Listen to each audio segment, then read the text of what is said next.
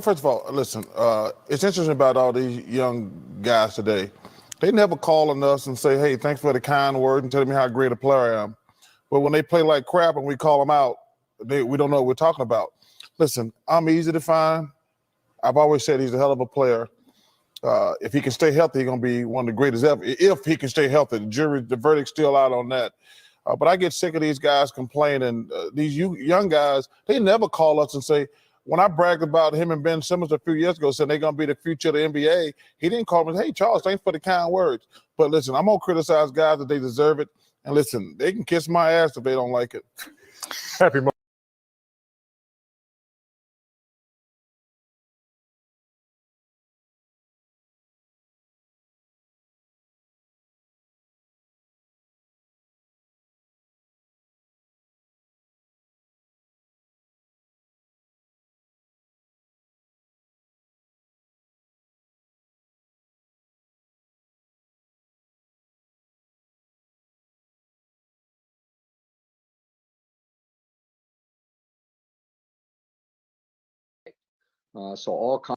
So today in the league is guaranteed contract day.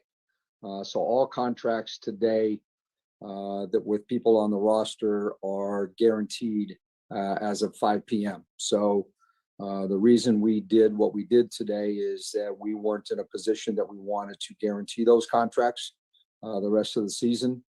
In particular, Megan's was a situation where she was a replacement hardship, and so we would have had to pay her regardless of whether we had to let her go automatically later on. So that was the first step. I think with Stella and Kiera, it was a decision on our part to, number one, see where the rest of the league is with waivers. At the end of the day, there are some other people we have looked at and we've debated about. That's not saying we might not bring one of them back on a 7-day. But 7-day contracts begin on the 1st, which I believe is Thursday. And we will sign at least one player, if not two, back on 7-day contracts beginning this Thursday. Megan will probably be one of them.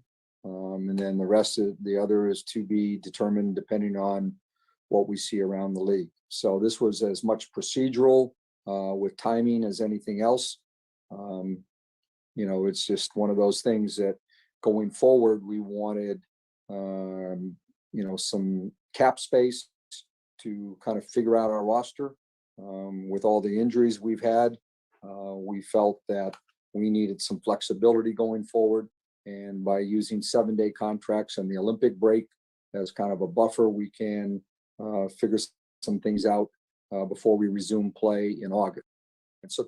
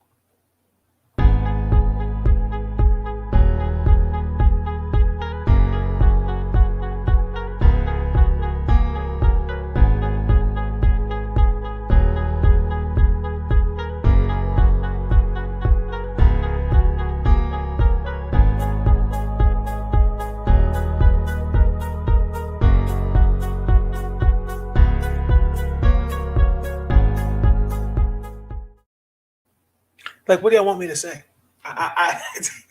Like, bruh. Like, come on, man. Like, he had 6. I mean, only 6 of our girls were out there playing, man. Like, they got bugged. And you can throw, Maisha, Natasha, Erica, and then he cuts Kiera, Leslie, Stella Johnson, and Megan Gustafson.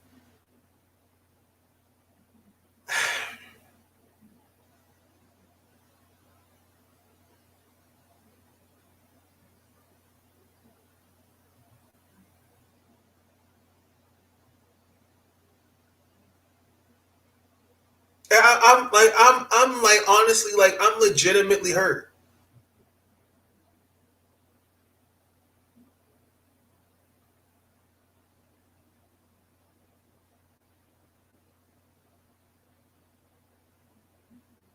I really am because it's like, how do you explain your roster moves, but then at home you only 6 players were dressed to play.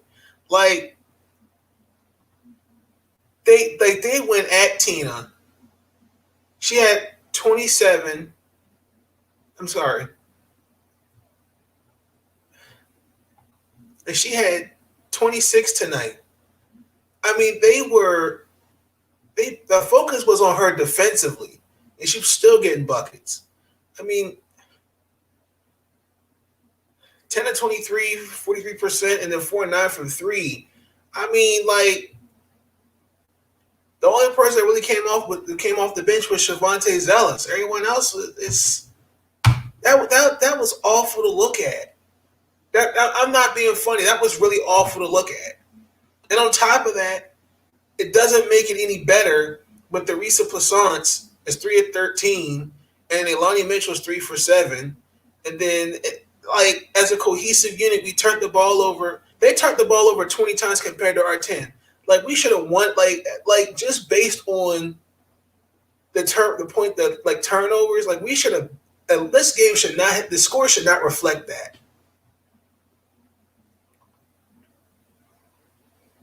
Like, I was really expecting. I mean, because let's call it what it is. Tina Charles is in the MVP conversation, but so is Jonquel Jones. I know she just came back from Spain. I mean,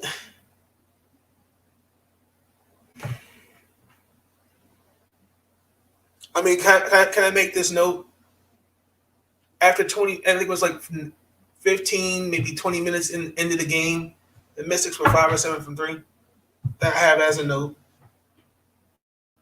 Jonquel Jones, 21 points.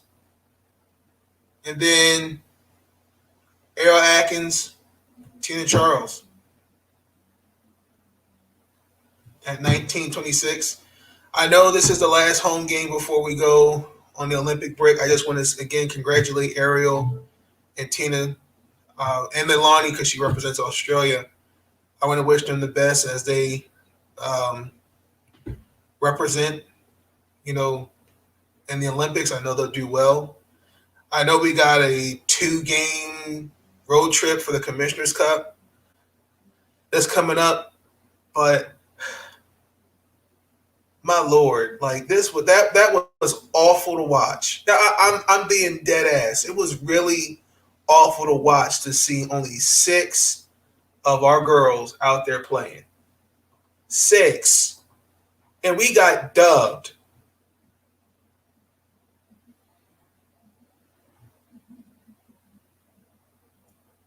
I'd have asked. I like. Come on, man. Like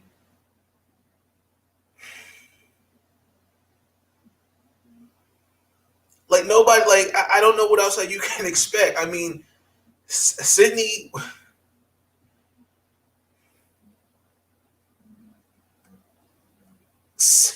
2 of 6. Shavonte 2 of 8. 6 of 13 from Leilani. I mean, like, just horrible. I mean, 38% as a cohesive unit from the field compared to Connecticut, who was 50%. Like, I knew we were going to lose this game. I knew. My Lord, LO. Yeah, Sean, I'm serious. Only 6 players. Because Adela Dawn and Elena Della Dawn, Natasha Cloud, Erica McCall, and Maisha Hines Allen are all injured. So, and then on top of that, he made 3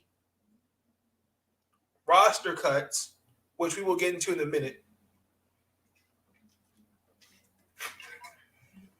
I wanted to start off with this topic because I'm disgusted. I'm disgusted because This is what I'm talking about. To really sit there and make these roster cuts, and you're down players due to injury. I don't understand this notion. Well, we will sign. It'll probably be Megan, and then somebody else on a 7-day contract.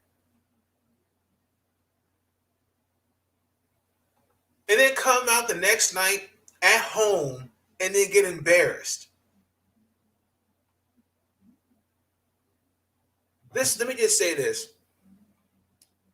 I know I'm supposed to do a video. It'll probably be sometime this weekend, if not Monday. Those who need to be on the All-Star team, starters and reserves. Let me say this. Brianna Jones, if we are paying attention to the game, Brianna Jones needs to be an all-star this year. She needs to be an all-star. She's having a good year. She definitely showed. She's on the rise from her playing the bubble. Jonquel Jones and Tina Charles are MVP candidates, in my opinion. But I can't get. I don't even know what to say. Like Jasmine Thomas dropped 21 points on her head. Like they had 5 double-digit scores compared to R3. Sydney Leilani. I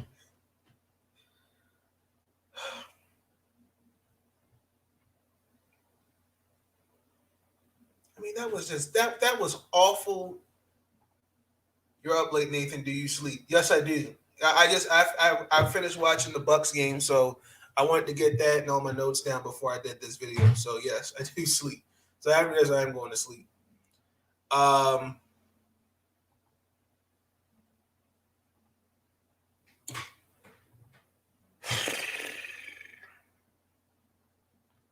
Let's look at the standings. I'm really like.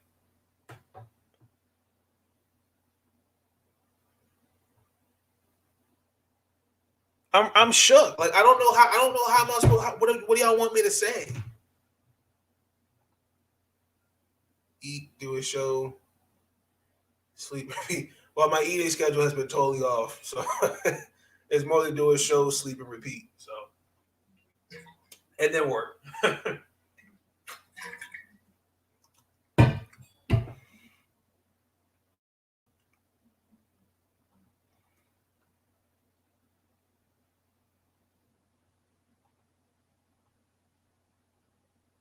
So we fall to the 9th seed. If the playoffs ended, if this playoff started today, the Mystics would miss the playoffs.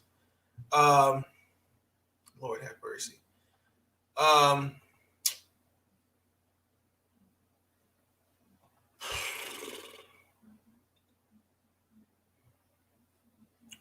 Let's see where we're at in the Commissioner's Cup. We're the 5th seed. So now we've lost to Connecticut twice. So again, what the Commissioner's Cup is, so it's a initiative, an in-season competition within a competition, which teams will set their sights on a $500,000 prize pool and the title of the Commissioner's Cup champion. So I can tell you right now, the Indiana Fever are not going to be in it. It's probably going to come down to the first 2 seeds of each conference: Connecticut, Chicago, Seattle, and Las Vegas. Honestly, truthfully, I'm just going to go ahead and say it. I think that the Connecticut Sun, they will win championship. I can dig it. Road to greatness. Absolutely. No, seriously. I really think that Connecticut, the way I'm looking at, Seattle's the best team in the league, then behind it, Las Vegas, Chicago, and Connecticut and Chicago. Chicago's picked it up. Chicago with Candace Parker and her injury returning from injury. And again, I mean, we don't know what when Emma Meeseman comes back, Della Dawn, Natasha, when everyone comes back healthy, things could turn it around. But these last couple games have not just disappointing, and they're better than that. And that's where the adjustments need to be made. But I just don't really see this whole uh, waving, you know, Gary, June 29th, 5 o'clock p.m. before 5 p.m. If you want to cut a player, go ahead and cut them. So we're going to transition into that. Yes, last video was an extended version of episode 7 of my podcast. I talked about the amount of talent that has gotten waived, and it needs to be talked about. And I think that these coaches that are GMs, they are exposing it. Like, I think it's really disgusting to know that if you sign one of them, if I signed with the Mystics today, and if I signed as a free agent, I know that my contract's not guaranteed. I could be cut at any time during the season. That's a problem to me. Like, no disrespect, but everyone's talking about we need to expand, the game, more game, more games, more play 48-minute quarter. 48 minutes a game. We need more network revenue. That all that's fine and dandy, but the biggest thing is it's the CBA. That needs to be reevaluated. Because it makes no sense how all that talent that I named in that video yesterday are free agents. They're all free agents. We could talk about expansion to Seattle or Portland or Miami. Like, that's great. But when you don't have,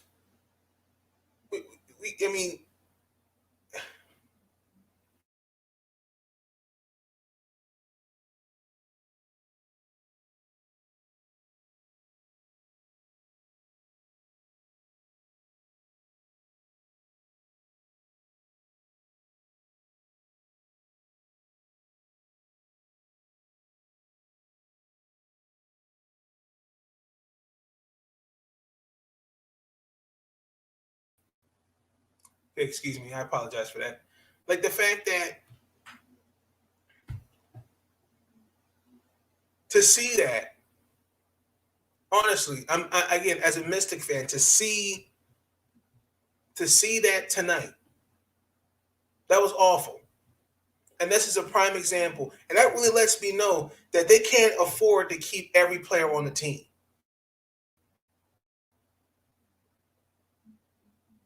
Expand the rosters to 15. We can point to Kathy Engelbert as the commissioner. We could talk about TV revenue. We could talk about, expansion of teams. We could talk about all that. But the biggest issue is that CBA. I've studied that CBA very lengthy, and there's a lot of questions that I would like to have, that I would like some answers on. Because it makes no sense that the Mystics should not have 6 players out there. He should have had a bench of at least, I say 3, maybe 4. Because people got to see that. For example, remember last year during the NFL season, the Denver Broncos had 3 quarterbacks that couldn't play because they were all in contract cases with COVID. And they had to bring on a practice squad wide receiver as quarterback and only completed 2 passes. People watched that.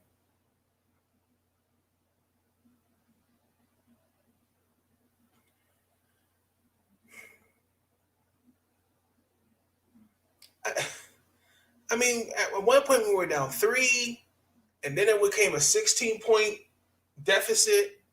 I mean, just let me transition to the Orioles. I'm mad because that wasn't just embarrassing to watch. The Baltimore Orioles are getting that revenge. 2-game winning streak against the Houston Astros. Played pretty well tonight. They actually won tonight as well, 13-3, excuse me. It's about damn time. I know, first I want to give my thoughts and prayers to Jose. I'm going to say his name wrong. Urquidy, the pitcher. I know he had like a shoulder injury, like kind of flared up on him. So I know they took him out. So I hope everything goes all right with him. But we did our thing. We did our thing. I'm sorry. We did our thing today.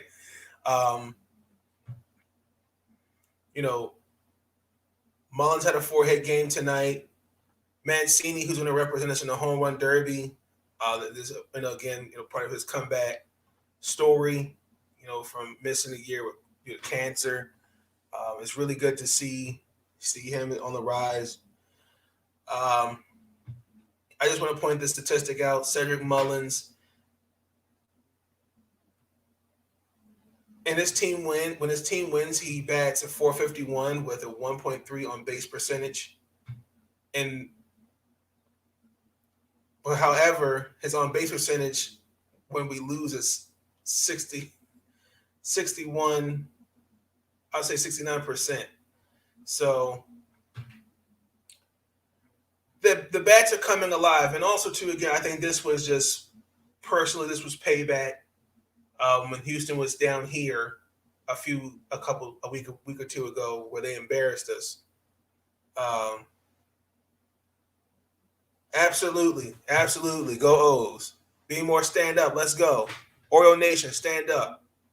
So I think this is payback after we got embarrassed. Now, if you told me Monday night, because Houston did come back on us, they put a 3-run spot on us, but we scored 5 runs in the ninth. But I was kind of sitting there and saying like, oh, they're gonna blow this game, but they pulled it out. The biggest thing again is the pitching. I really I think the pitching needs to be evaluated at this coming off season. I have a feeling they're going to draft another pitcher in this draft that's coming up, because like Tommy Esselman, like he only lasted 3 innings, and then he used Cole, Hunter, Tanner, Tyler, Paul, and Adam, which was, I know he used Cole for an inning and 2 batters, and he used Paul Fry for an inning and 1 batter, but combined they gave up 10 hits, and there was 6 strikeouts as a cohesive unit. So I think the glaring issue is the pitching, but also too the offense. The offense, I'm telling you, is very stagnant. I think when we win, we're better as a cohesive unit. But when we're losing, like you really see, you can see it. Like you can see when the team doesn't perform as well. But I think really, honestly and truthfully at this point, if I may say this, I think that when our hitting is subpar, our pitching is subpar. But I think the biggest thing is we're going to have to really evaluate what stays and what not, and what doesn't stay. Because I'm seeing pitchers that I don't know. Maybe it's the bubble. Maybe they're just because I thought the team I saw in the bubble from last year with the Orioles is not the same team I saw. It's not the same team this year, and I don't know if there's some type of an effect. Maybe it's just me. I understand the Orioles are in a rebuilding mode. We've been in a rebuilding mode for going on now 5 years. And I see the vision what Mike's doing, but biggest glaring hole is the pitching. But the game 3 is tomorrow evening. Let's check out who's starting.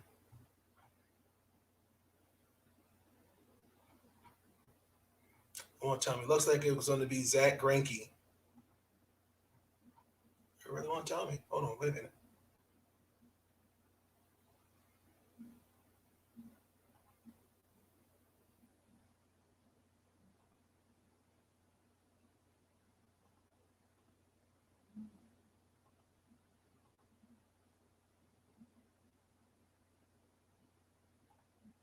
How long are we going to be rebuilding? Well, I feel like the team is about a year or two, in my personal opinion, Sean, from rebuilding. So here we have Matt Harvey, and then we go up against, who is this? Luis Garcia. Harvey is going in there with a 3-9 record. Yeah, I say about give another year, 2 more years, and we're right there. You can already see the building pieces we have with with Mountcastle, Mullins, Mancini.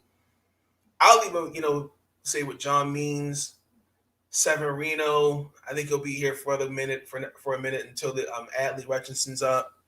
We got, and again, the minor league system is, it's been built from the ground up. Great talent down there. Grayson, Gunner. Only thing is I'm kind of more concerned about is Kurt Kirsten, outfielder we drafted not last year, the year before, because he has a heart problem, which may affect him playing for us. So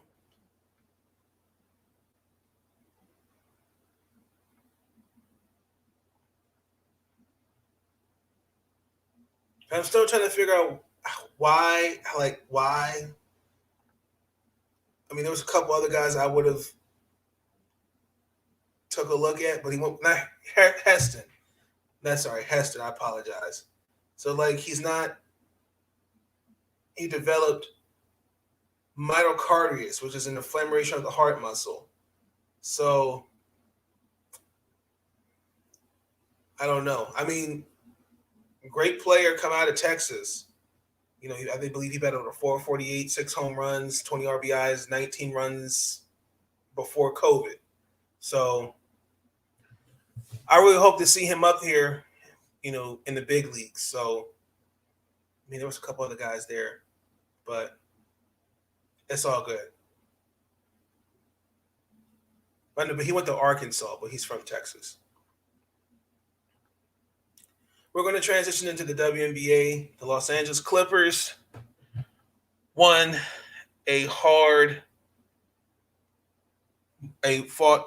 to fight another day for won a decisive game 5. Final score was 116-102. Paul George, let me say about Paul George. Paul George had said something I disagreed with. He said he's the most superstar that gets criticized. First and foremost, all these guys, Kobe, Shaq, Michael, Larry Bird, Magic, Charles Barkley, they've all gotten criticized. Michael Jordan, I believe he didn't win a championship till his 8th year in the league. Everyone criticized him. Magic, against Larry Bird, vice versa. Chuck, winning a championship. Karl Malone. This notion that everyone gets blamed more others, that's bullshit to me. Excuse my language. Because you're paid to play like a superstar. Thank you. I appreciate that. The Clippers are undefeated in elimination games in 2021. Yes, that's what I've been saying this the whole series since they've been without Kawhi too. It's been amazing to see how these guys have been playing. And Like I just feel like this team. I give credit where credit's due to the Phoenix Suns, because Chris Paul, Devin Booker, DeAndre Ayton, those boys came already. Those boys are giving the Clippers one hell of a fight. But this is where we expect Paul George to be the player that we expect him to be. 41 points. Free throws, he was 8 of 8 from the free throws, had a double-double. Marcus Morris finally showed me how to pulse. See, again, I go back about the others, because the others matter. 22 points. Terrence Mann could have, kind of had a little kind of an off game with 4 points. Patrick Beverly. I will say this. Now, the play on him with Chris Paul was not a flagrant. But unfortunately, because the way the NBA is today, the NBA is unfortunately, it's soft. But I personally, Chris Paul sold on that play the way he Patrick Beverly didn't even know he was there, because he was fighting under a screen. So I thought that was a bad call.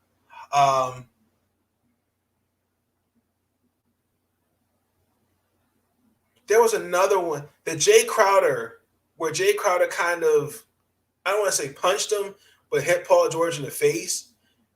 They didn't. That should have been was it that play?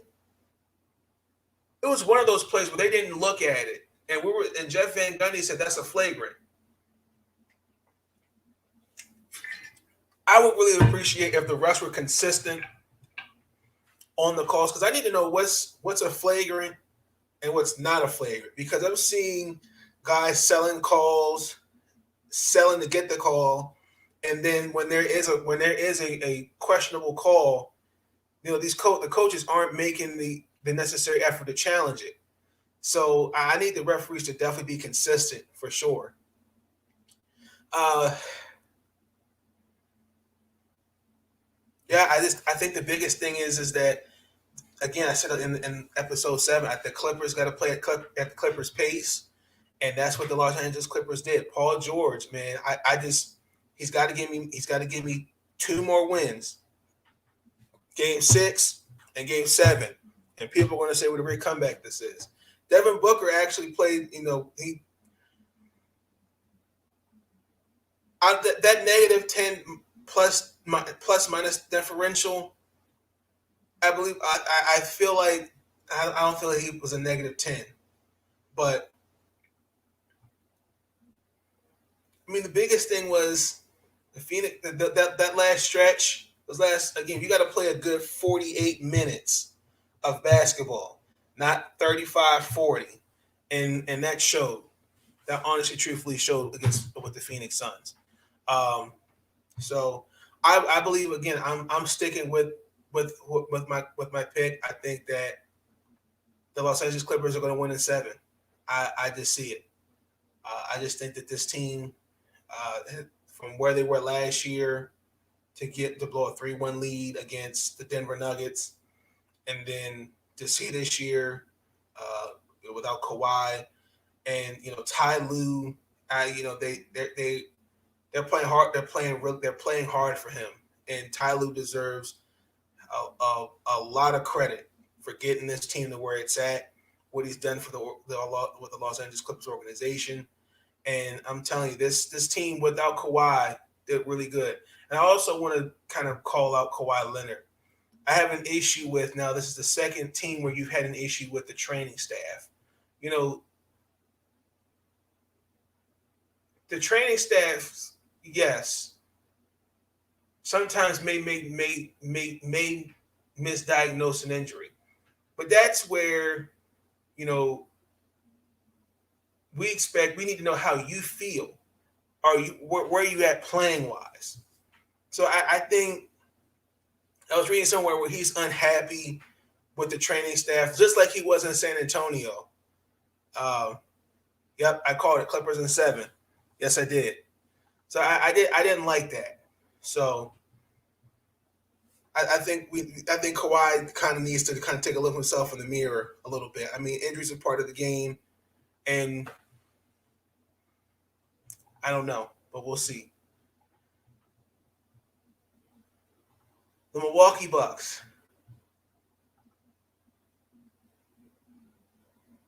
Before we get into the Bucks, let me just say this. My thoughts and prayer. I wanted to send my thoughts and prayers to Giannis. I'm really I pray he did not tear his ACL. I can show that play. I'm disclaimer. Y'all.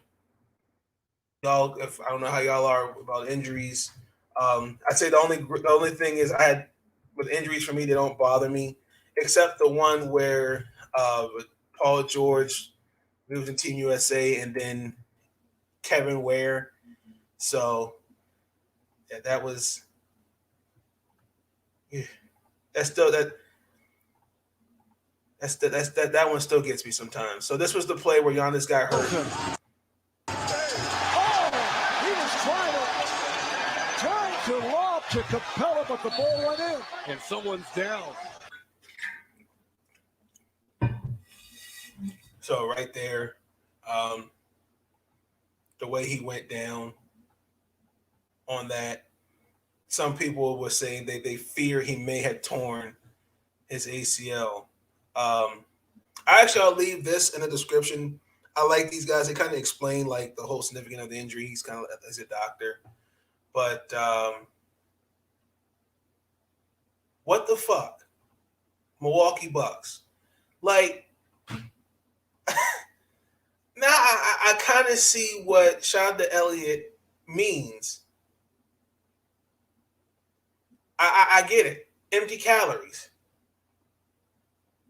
Like,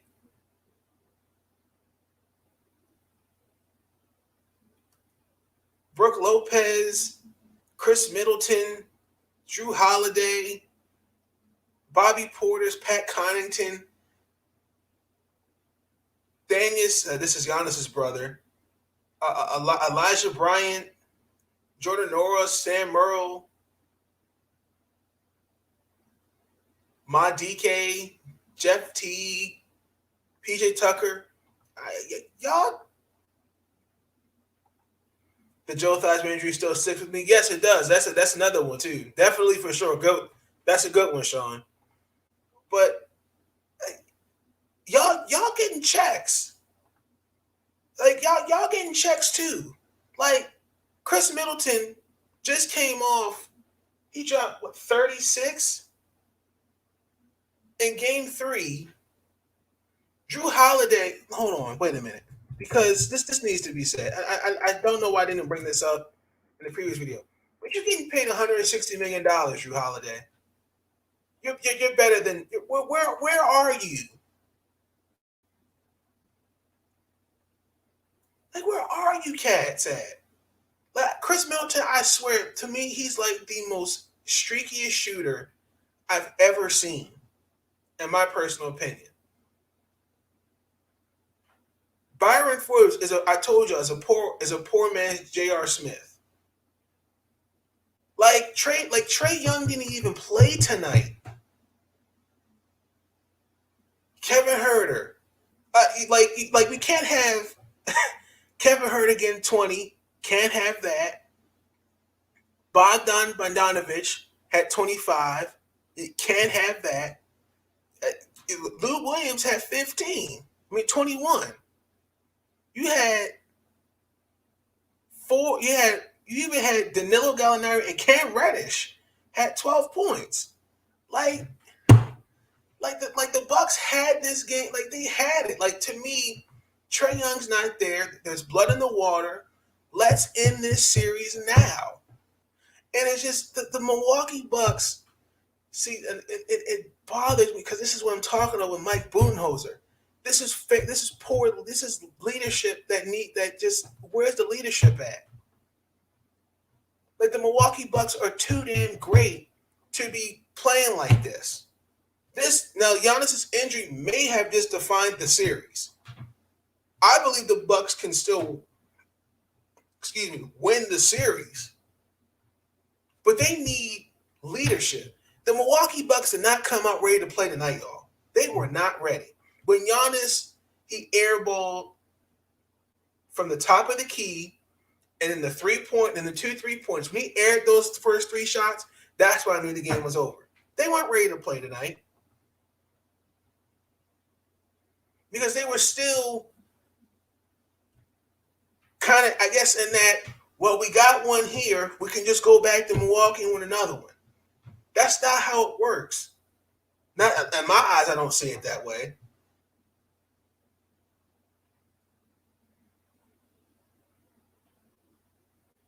Like, this team is too talented to be playing like that. They make so many silly, dumb mistakes, and it hurts them when it matters the most.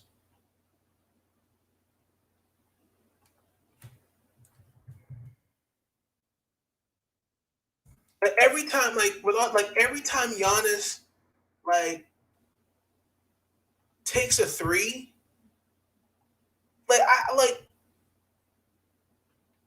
for every shot, for every 3 he takes, I should be a millionaire.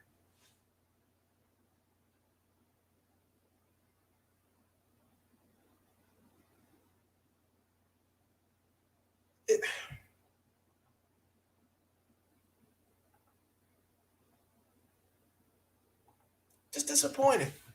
Just disappointing. But my biggest thing going into Game 5, can the Bucks win without Giannis? Okay. Number 2, Lou Williams. The Lou Williams stepped in. Can ATL win this series without Trae Young? That's a good question, Sean. Good point. Chris Middleton.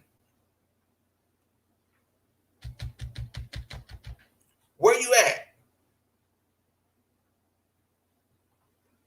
And then Atlanta.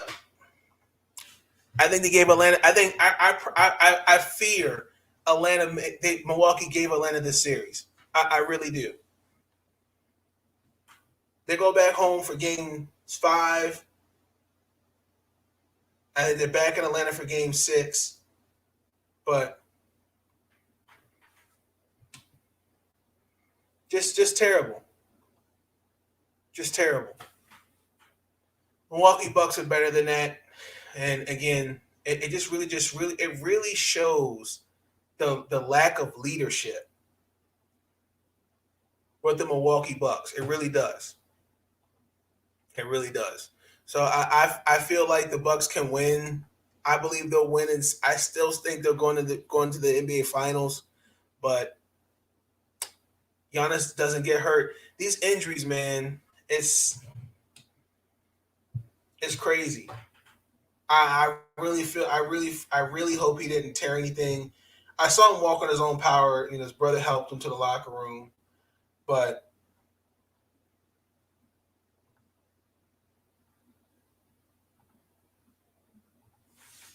who has a better shot at winning the series? Atlanta without Trae or Milwaukee without Giannis? Well, with Atlanta has X factors. Kevin Huerter. He's the reason why they're in the Eastern Conference Finals, because the way they played against the way the 76ers played.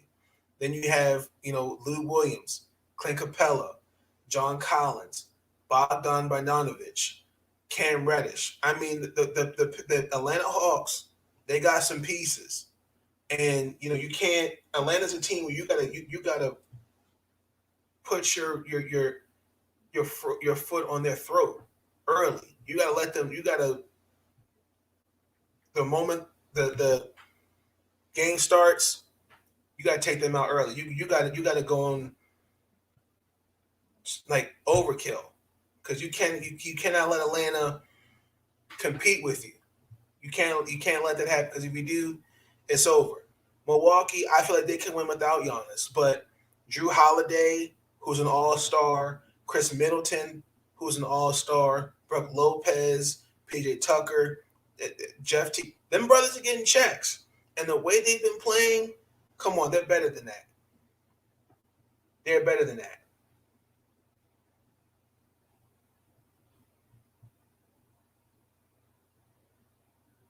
So I just want to make a list. Okay, this is a list from Stat Muse. Chris Paul, Mike Conley, Donovan Mitchell, Kawhi Leonard, Anthony Davis, James Harden, Kyrie, Jaylen Brown, Giannis, Joel Embiid, all guys that played all the All-Stars injured. And then players with 25 points per game, 10 rebounds per game, 5 assists per game, 50% from the field, in a single playoff game. Larry Bird, LeBron, and then Giannis. So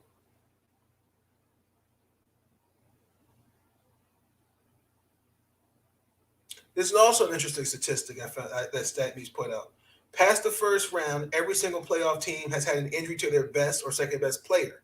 The Sixers, Embiid, the Nets, Harden and Kyrie, the Clippers, Kawhi, Chris Paul in Phoenix, Utah with Donovan Mitchell, Jamal Murray in Denver, Trey in Atlanta, and then Giannis.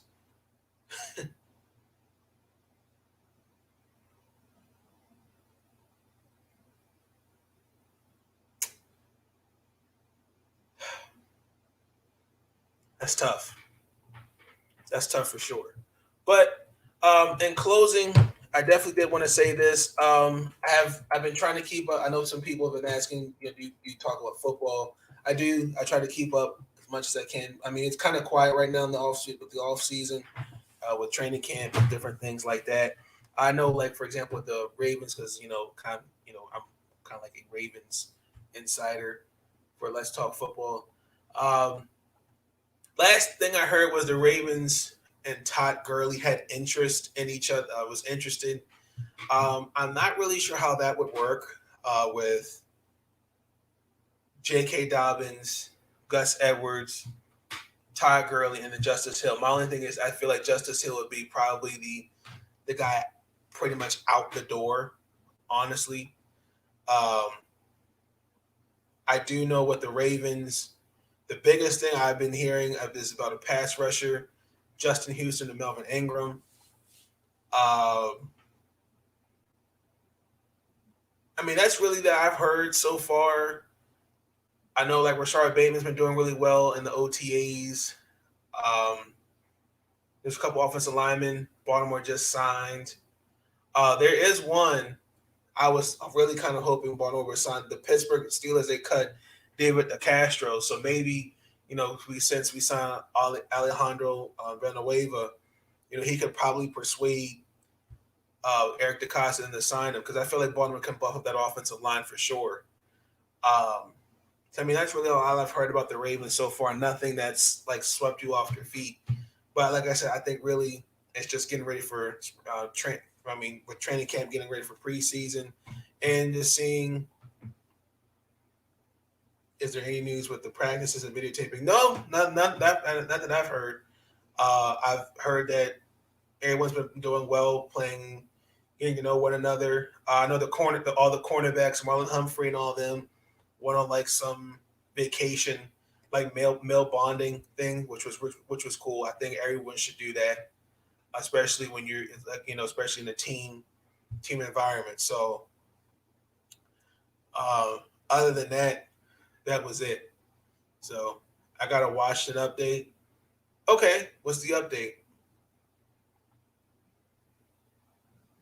Oh, also too, before we with the Clippers, I wanted to point this out. Paul George in the last 3 games, 41, 23, 27 points. And the Clippers are 8-0 in the playoffs when Marcus Morris shoots 50% or better. Oh my gosh. Yeah, they gotta play better. They have to play better. So Sean Spencer, we're gonna bring him on as a guest. Give me 1 second.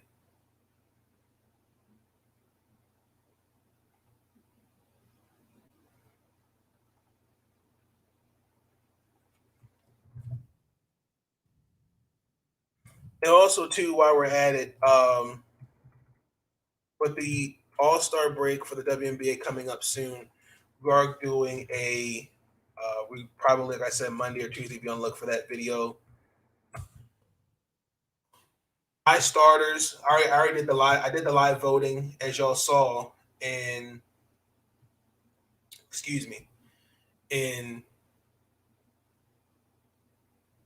for the starters. So I believe we can still vote until, I want to say it's the 5th. I have not done Major League Baseball. I will probably do that this weekend. I believe July 1st is the last day where you can vote. So we will see.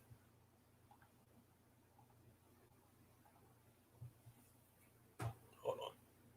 I'm trying to get Sean on here. Kind of having some technical difficulties.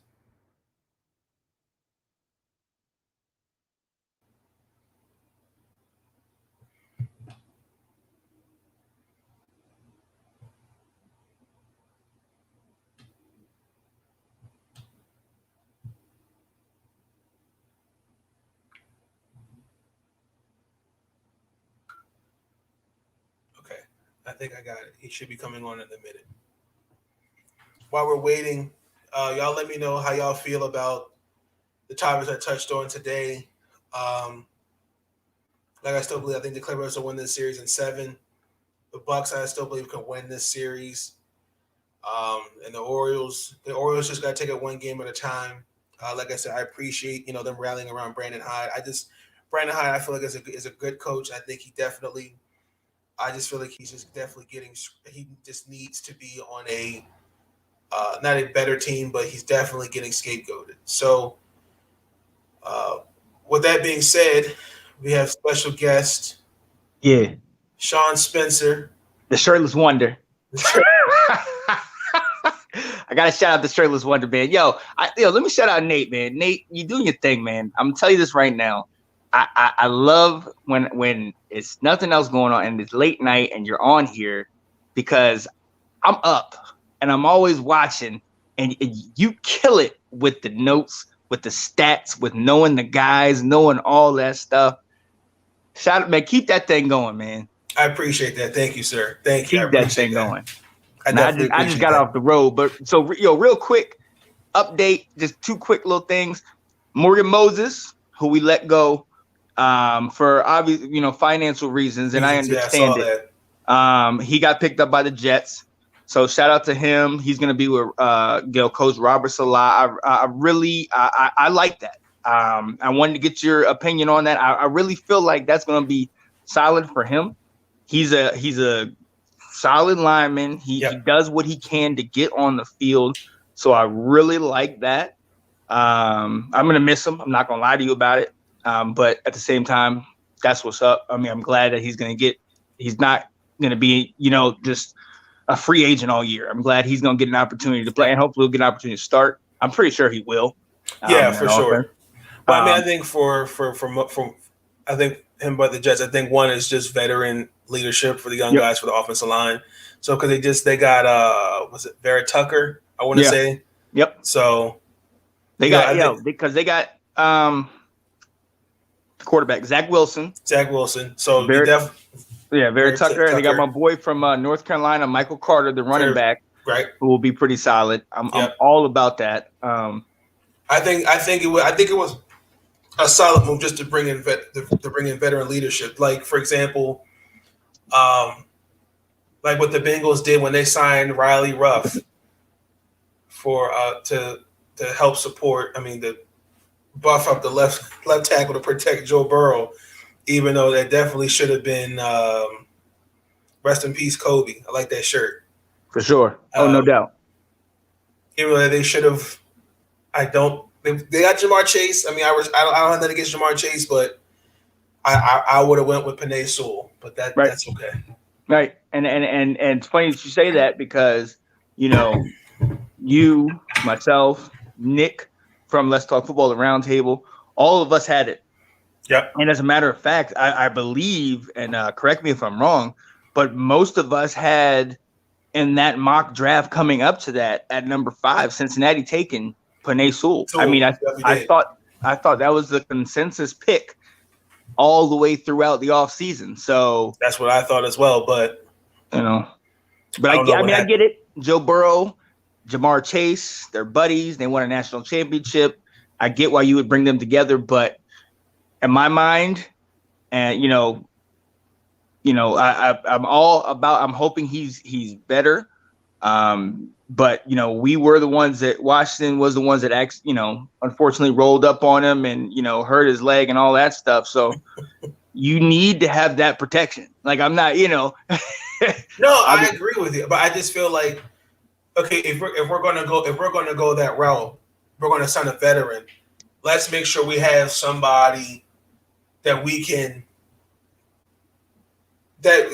know that he can take their place, to help develop and mentor him. Exactly. Like, for example, like look at the Detroit Lions. Like they stole. I mean, that was a good pick.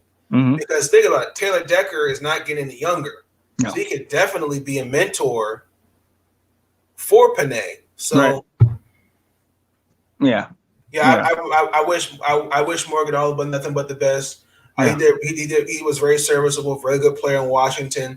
I just feel bad, again, those teams led by Jay Gruden, and there's so much potential in those teams, and again, I think Bruce Allen and then Daniel Snyder, but one hell of a duo. Right. Well, right. Exactly. But all that, you already know we've documented on Let's Talk Football the Roundtable how all the nonsense that's been going on in the front office, and I'm going to segue to that in a second. But at the same time, all that nonsense begot the number 2 pick, and that begot Chase Young. You know what I mean? All that nonsense begot like top 5 picks the last several years, where we have a Montez Sweat, Jonathan Allen, we got Deron Payne, those guys. Yep. So I'm excited about that, and if we can live up to that and everybody can stay healthy, that's great. So on the field, I'm excited. Now, my second point though is I know I think we put that in our group chat, but I know you've noticed, you've seen this. Dan Snyder's wife is now become CEO. Yeah. But and correct me if I'm wrong. Tell me, I want to know what you think. But yeah, we all kind of realize why this is. Yeah, because he's the owner. Right. So and he's been making these type of moves, and even further than that, he's been making these type of moves where since he dealt with accusations with females. Yep. You know what I mean? He's kind of had to make these moves. We have our running backs coach, as the female. We've been in situations where we were around that the Browns game, where there was both coaches on each side and the official. Yep. And shout outs to 3 of them. So we definitely have seen that, but it definitely seems like it's something that Dan Snyder it just keeps trying to bury. He's burying some. He's trying to make wrongs in the rights. He's basically trying to say, well, I was wrong for this, but he's not slick. And unfortunately, it'll come out. Yeah, it will come out. Just like I was just talking about yesterday. We had 2 guys, former NBA All-Stars, Chauncey Billups and Jason Kidd. They got hired. Yeah, and all of a sudden, when their names are in the drawing to be head coach, you're hearing their past from 20 plus years ago, and that's not right. Listen, we all make mistakes in life. We're not perfect people, but I'm a firm believer in second chances. But if you are the type of person where you continuously do stupid stuff, like for example, Josh Gordon. Like how many chances do you give a person before you just say, okay, no? Like if Jason Kidd or Chauncey Billups were repeat offenders, they're not going to get a head coaching job. No. Like You're Michael absolutely Vick, right. Michael Vick could be a good coach Hmm. for high school, college, or the NFL. Right. But what's held against him is illegal dogfighting. But he was never present on any of those properties where it happened. Right. And I know people that will to this day sit there and not give him the benefit of the doubt because of the fact that he was even associated with it. But it wasn't him. It And wasn't. the people, and that's the problem I have. And that's why I got to shout you out, Nate, because you do your due diligence, you do your research, you dive into these things. A lot of people look at things from face value, and they're just like, oh, he killed dogs. He did. No, you need to do the background information.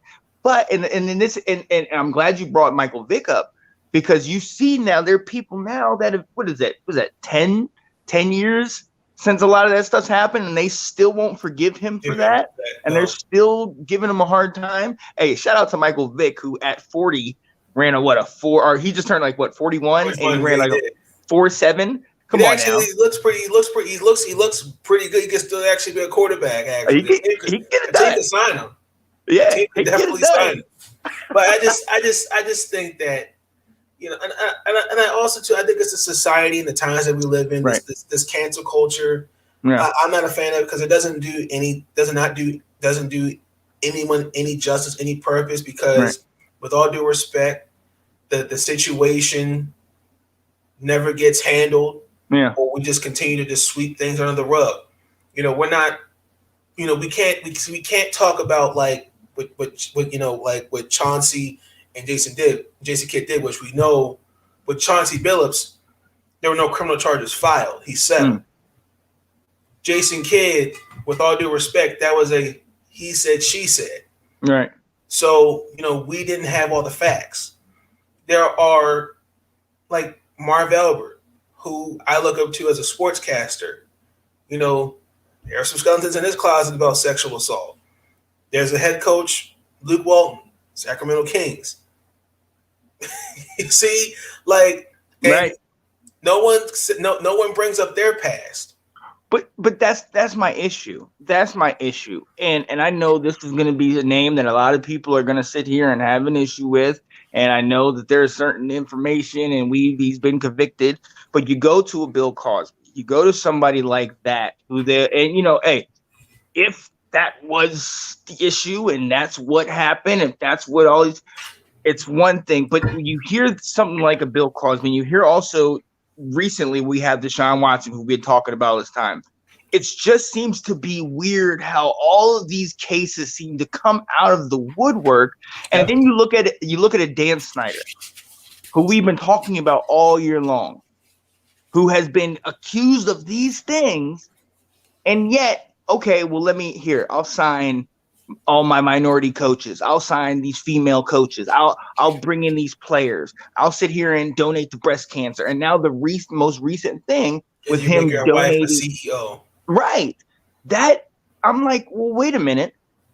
I mean, shouldn't we all be on the same plane if it's that, whole, Me Too and this and that? He did wrong. Why is he not? Why ain't he getting, you know what I mean? The fact that he's still in this, you know what I mean? It gets me. As a diehard Washington fan, you know what I'm talking about. Yeah. And ladies and gentlemen, just for the record, they have on Let's Talk Football Washington Weekly. Shout out to Will Kramer, Antoine, and Ablo, and then of course Sean. They have spoke candidly about Daniel Snyder, and him as an owner. Yeah, what he's done for the team. The things he could. They feel like these guys feel like at this point it's time for a new change, new ownership. Yeah, because with the recent the team names, like that's sad. That lets me know he just. But that's the thing, because you have him who he's been accused, he's had all these situations happen, but then you have to go back to Darius Geis, our stud running back from LSU, who had this, he got accused of domestic assault and was canceled completely. Even and recently, and look, you know, the charges were dropped. Similar situation with Reuben Foster several years ago, where the charges were dropped and we picked him up and this and that. But you have these guys whose names are then dragged through the mud. And listen, I do not condone, me, and I know you're with me on this. Yes. We do not condone any type of domestic abuse, domestic violence, any of that. Absolutely. Never putting your hands on a woman, never putting your hands on people, period. Yep. And you know what I mean, without the justification, all that stuff. But the thing about it is, how is it that these two guys that, yes, they might have been wrong. You and I have talked about Ray Rice in the past, how he's been victimized, regardless of all the nice and great things he did prior to that point and since. Yep. How they are so vilified for that whole situation. And then you have Dan Snyder, who really isn't hiding anything. And he's still I mean, at the end of the day, what's the movie with Chris Tucker and Charlie Sheen? Money Talks? Money Talks. Money Talks. I mean, let's be honest right now. Oh, you're speaking the truth. Money talks. Yeah. And unfortunately, there are people that notice it and they try to speak out and speak up. But again, money. And then also too, people will find ways to, unfortunately, like with Luke Walton, for example, right? The woman that accused him of sexually assaulting her. She dropped the charges because it was with prejudice. Because they were, I wouldn't say like blackmailing, but they were really coming at her, with, basically kind of saying using evidence against her. So, again, money talks. And like I said, unfortunately, it'll all come to the light. It'll all come to the light for sure. But at the end of the day, I think it's our due diligence to continue to just call it out and hold them accountable. Because at the end of the day, Daniel Snyder, I did a whole video a year ago about changing the name of a football team. What is that going to do? What about getting how to promote the team better? How about having the stadium filled with Washington fans, not Eagle fans, Giant fans, Cowboy fans? Like, that's sad when you have more of their fans coming to your game. Yeah. And not even that. And that's the thing. It's not just stopped at the division. I remember the last game we went to, I believe 2 years ago, we played the Lions. We were terrible, barely won that game. And I took half my family. Cameron, shout out Cameron, who I'm not gonna lie to you, Nate. I hit him up and I was like, "Yo, Nate's on live. When are you gonna come guest star, bro? I'm gonna keep calling you out, Cameron. Come on, cuz, let's go." But he was at that game. But there was more. Like, it was Washington versus Detroit, which at that time, I mean, you know how Detroit is, and Washington has just been, the same way 2 years ago. Okay. But we saw Packers fans. We saw Chiefs fans. I think I saw 49er Cowboys fans. You know what it was like, Nathan? I know this is funny. It was like one of those NFL Europe games. Really? When they go to London and it's just all these random other fans in jerseys. And I'm like, is this what we've become? You know what I mean? Now, obviously, it's probably going to be different this year. The defense has gotten a lot better. You know what I mean? Our offense is working towards it. We got some motivation. We got some things going on. But at the same time, it's like, gone. Like, this is our home. This is supposed to be the home game. And is this a Pro Bowl? Like, what? So that's what it's affecting. It's affecting the team. And if you talk to players and you talk to fans mostly, if you talk to the fans, it shows. Mm-hmm. It shows. They've said, I don't want to spend money.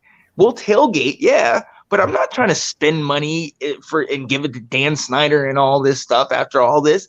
No. It's sad. It truly is, because I just feel like, because you brought up the names of the teams, and I'm saying, like, these are all Daniel Snyder choices. Yeah. Like, there's no way the city would pick those kind of names. No way. No. Not just in Washington, but those that are the Washington fans across the country, across the world. There's no way we would pick the Renegades, the Washington Football Club. Like, come on now. Those are all Daniel Snyder. Well, and see, the thing about it is a lot of fans are just like at this point, like you have the fans that are like adamant, no, we're not changing. We're always the Redskins. But then there's other fans that are just like, I mean, we need something. You know what I mean? We talked about like Will, shout out to Will Kramer. He says there's like Renegades so we can keep the HTTR. You know what I mean? Another one of the names that has come up is Warriors. I mean, so we can keep kind of maybe an image of the, you know, the Washington or the Redskin or the Indian or this and that. But the thing about it is, it's just we're in this situation, and if we actually go back and look at it, yes, it was wrong. Yes, you know, the name wasn't right. Yes, it should have been changed, but it wasn't changed because we finally decided that it's the right thing to do. It changed because Daniel Snyder and his little issues off the field and everything came about. And so then the different sponsor said, all right, you want to play hardball? Let's play hardball. We're taking away the money. We're taking away the sponsorship. And that's when it hits your pocket. When it hits your pocket. When it hits your pocket, that's when we have an issue. That's why I go back to money talks. That's why you're seeing, like, for example, like a team like the Cleveland Indians. Like they're taking away, like they were talking about changing the name. You know, the Atlanta Braves, I know people were talking about that needs to be removed. But I mean, with Washington, I mean, I believe there's optimistic. I like Ron Rivera down there. He's doing really great things. Even though, again, I question the quarterback choice making. So I'm not sure. I guess count me out with this, Sean. So I guess there must be a quarterback in next year's draft that I don't know about, that you may know about, Ron Rivera sees, because Ryan Fitzpatrick I think it's just a filler in. I was on the radio. I was actually on the radio show in DC a few days ago, and they're asking how many games do you think Ryan Fitzpatrick will start. Will he be over or under? I say he will start 15 games. So, but I said the biggest factor is health and the offensive line around him. Let me see if I can give you my hands. Okay. 7. You see that? That's 7. How many games you think Ryan Fitzpatrick will start? 7. Ryan Fitzpatrick, and look, when he came, when we got him, I was super excited. We're not spending up. He's going to get on here on a 1-year deal, and you're going to get 6 or 7 games of that magic. You're going to get it of that magic. But like you saw last year, at some point, either he's going to fall off or somebody's going to take his spot. In my mind, he is like, and you're a football guy. Do you remember Steve DeBerg? You know, when he played back in the, you know what I mean? He was in San Francisco right before Joe Montana got there. You know, he was in number of other teams. You know, Tampa Bay and Steve Young got there. Like he was like 4 or 5 teams before their stud got there. Right. You know what I mean? And he's that type. I love Fitzpatrick. I love what he brings and all that. 2 years ago, he had, 3,400 yards. He was doing his thing. But well, let me ask you this question. Do you feel like it was the system in Miami, or do you feel like they wanted Tua? They wanted Tua. I honestly think that had they left Fitzpatrick in there, I think with the defense that they had, because remember that game against the Chiefs, that defense had them up. Maybe 14-0, maybe 21-0. Like that defense picked off what's his name, Mahomes a number of times. Yep. Xavier Howard had a great game in that game. So the defense was there.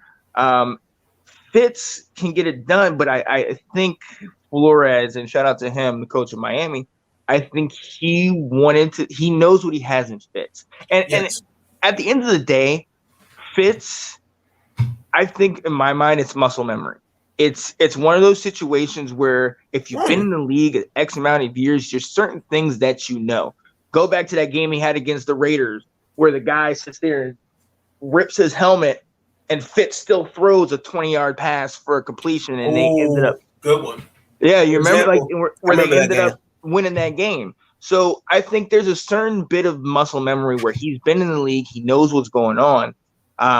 But to your point earlier, if there's somebody you see, shout out to my guys in University of North Carolina, Sam Howell. He'll be a junior this year, I believe. I think he's going to come out. He's going to be one of the higher rated quarterbacks in the league. Mac Jones, who coached Vince Young at Texas to win their national championship when they beat Liner Bush in 2005. He's coaching him in North Carolina. Okay. So I believe it. I believe it. And if you look at, we got De'Ami Brown, the wide receiver from North Carolina. Jets got Michael Carter, Javonte Williams, I believe, went to Denver. Yep. And I think they got also Daz Newsome, Daz Newsome went to Chicago. And he, shout out to him. He actually got hurt. Yeah. But that offense was stellar. I mean, Michael Carter and Javonte Williams were both 1,000 yards runners in the AC and in the league. They were top tier guys. Daz Newsome and our guy De'Ami Brown, similar situations. So I think he has a pro style offense working. Sam Howell has been a starter from his freshman year. I think that's who I would like us to go to. But I think this year, as far as us getting Fitzpatrick, it was finances. Finances, for sure. Build that defense. Then my question is, why give Tyler Heineke the 2-year deal? Was that just for the fans? Okay. Yeah, because you got to remember the last image that us fans have is Tyler Heineke diving to the pylon, giving us a shot against the GOAT, and then the fact that Tom Brady goes on to win the Super Bowl, and we were just like, yes. And come on, you got to understand it. You got to understand. Look, man, Nathan, I've talked to you about this multiple times. Yep. Since 2000, you have won 2 Super Bowls. The Ravens have won 2 Super Bowls. We haven't had this kind of joy. All right. We haven't had. So when I think the biggest thing is, I like the way last year was. Now I was very really disappointed to really see how the NFC East was. I'm gonna say it was wow, a team from that division was going to make the playoffs. Yeah, and I didn't say this to y'all during my time with y'all. Let's Talk Football, but I had the Washington football team representing the NFC East last year because Philadelphia with Carson Wentz, Dallas didn't have that, and then the Giants, when Daniel Jones went down, they just plummeted. Yep. The only team that really kind of stood out the most was Washington. Yeah, and it's like I'm looking at Washington this year. I don't know what Philadelphia's going to look like. I don't know what Dak's going to look like coming off that injury. And then New York, biggest thing is anyone saying Daniel Jones has got to do this, Daniel Jones has got to do that. Daniel Jones was hurt. Yeah. We got to see what, if you give him some pieces, you gave him Kenny Galladay, you gave him some more help. He's got Saquon back. And then Philadelphia, Jalen Hurts. I know the expectation is on him. I'm telling you right now, Philadelphia fans they're in no mood this year. With the Sixers losing, and then now with the Eagles, Jalen Hurts and Devontae Smith, they got to play. Yeah, Dallas, right. Dallas, you got Dak coming off that gruesome ankle injury. Z, I'm really hoping he has a better year. The Cowboys, they've got Michael Parsons in the draft. They made some couple other good moves. But Washington's made enough significant moves where I could say, I'm saying it right now, I believe they're going to win the NFC East. I believe Washington won the NFC East. I think they have the team. I think they have the talent, and I think Ron Rivera was a no-nonsense guy, and that's my prediction. I think Washington's going to win the NFC East. Yeah. I do. No, yeah. I honestly, barring injuries, obviously, God forbid, like you already know, barring injuries, I'm not going to lie, and I got to shout out Janae Struther, my co-host on Let's Talk Football. I am worried about what's going to happen in Dallas because they did put a lot of attention from the draft into that defense. Dak has something to prove. Zeke most certainly has something to prove. You got Amari Cooper. You got that boy from Oklahoma, CeeDee Lamb. Yep. You know what I mean? You Gallup. You got some of these other cats that are going to do it. So I am worried about that. Philly, New York, womp womp. I'm not really super concerned about it, but I love our culture. I love what we have going. But yeah, I think it's going to be a dogfight between us and Dallas. For sure. But depending on all the things. But again, I think with us, it's going to be injuries. If we can stay healthy, our quarterback play, if Fitz shows up, if it's the magic. If it's Fitz magic, we're good. If it's Fitz tragic, then it's going to be 4 quarterbacks again. You know. I think it's all going to depend on. I think Fitzpatrick can give you a good, solid 13, 15 games, barring injuries. Yeah. Like that's the key. Yeah. You know, and also too, Washington we just signed a guy, Samuel. Mm-hmm. Washington made some necessary moves to give Fitzpatrick the throw the ball to. Yeah. For Fitzpatrick the ball to. It's Washington. I can't see Fitzpatrick just starting 7 games. Maybe if you push me, if you're going to say 7 games, if you push me, I'm going to say 10 at best. Yeah, but it all, like you said, all depends on the injuries. So right, and that's the thing. It does. It depends on the injuries. It depends on what the team's looking like. Because you're absolutely right. We gave what I consider the posse 2.0, where you already had Scary Terry McLaurin. Now you give us Curtis Samuel from the Panthers. Ron Rivera's old guy, and then De'Ami Brown is a number 3 in our slot. I mean, that is a solid pickup. We pick up John Bates in the draft from Boise State. I like what he has. Logan Thomas did great a year ago. Gibson, Mr. Grill, you know what I mean? We have him doing his thing. We have J.D. McKissick, who's a great running back, but also a great receiver.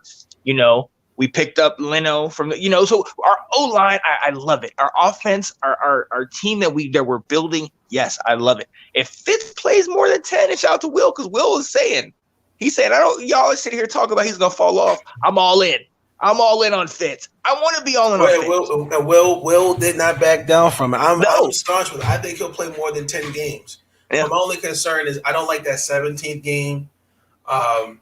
I wanted to transition into that. I wanted to get your take. How do you feel about it? Do you feel like it's a good move for the league? And do you see that 17th game having some type of negative consequence? I do because if you remember in the last couple years, a lot of the players, namely Richard Sherman, have been coming out and saying, "Hey, listen, this Thursday game, what is this? You know what I mean? It's sitting here and it's detrimental to the players and things of that nature. So now you're adding another game into it. It's kind of like, wait a minute, did you consult the players about this? Like, it's all about honestly with that. Richard Sherman had a good point, but it's all about the end of the day. It's money. Yep. Trying to get much money from the networks. Yep. That's all. And see, that's the thing. As a fan, obviously, give me one more game. I absolutely love it. I want that. But at the same time, we are still talking about people. We are still talking about players. And that is one more opportunity for them to get hurt in a game that could then have a detrimental effect on the season. And what it's going to take is for one of these studs, a Tom Brady, a Patrick Mahomes. We already had Saquon and Christian McCaffrey get, out all last year. Yeah. It's going to take one of these guys to get hurt in a random week 16, 17 game. And it's like, okay, we got to cut this out. Well, and also too, and I think, and this is just my opinion, but again, we talk about money talks. That it's not with just the NFL, Major League Baseball, NBA. I'll even say the WNBA, maybe in hockey. COVID affected pockets. Yes. Yep. So these leagues are going to do everything in their power to try to get money. Yeah. Like, especially when it comes to free agency. Because a lot of these guys, I got a feeling this free agency draft class, they're going to lose some chump change. They're going to lose a couple dollars. Yep. Because, like, for example, right, Nolan Arenado for the Colorado Rockies, he signed a $240 million 8-year deal extension a couple years ago. Mm-hmm. They traded him to the St. Louis Cardinals, along with giving them $50 million for essentially a bag of balls and a couple bats. Like, that's highway robbery. Like, we're going to pay these guys that kind of money, and then all of a sudden, well, we can't keep them because one, payroll, and then also two, we couldn't afford that contract. So, and unfortunately, like, I'm looking at like example like Lamar and Baker and Josh Allen, they may not get the kind of money right now like Patrick Mahomes is getting. Yeah, because you got to take into consideration team salary cap, all that. So, but and at the end of the day, I just got out of a situation that it exemplifies this point to the T. What have you done for me lately? That's what it is. You look at, talking about Arenado, Trevor Story, who a couple years ago they were dogging him. Oh, Trevor Story's not doing this great, blah, blah, blah. And now he's in the home run contest. Yep. You know what I mean? And Arenado, I remember 2-3 years ago, them saying he was the best. He was shortstop, right? Or third base. Third base. Yeah, they said he was the best third baseman in the game and this and that. And then for them to do that, like, so it's what have you done for me lately? And I'm glad you brought up Josh Allen, because Josh Allen is at the cusp.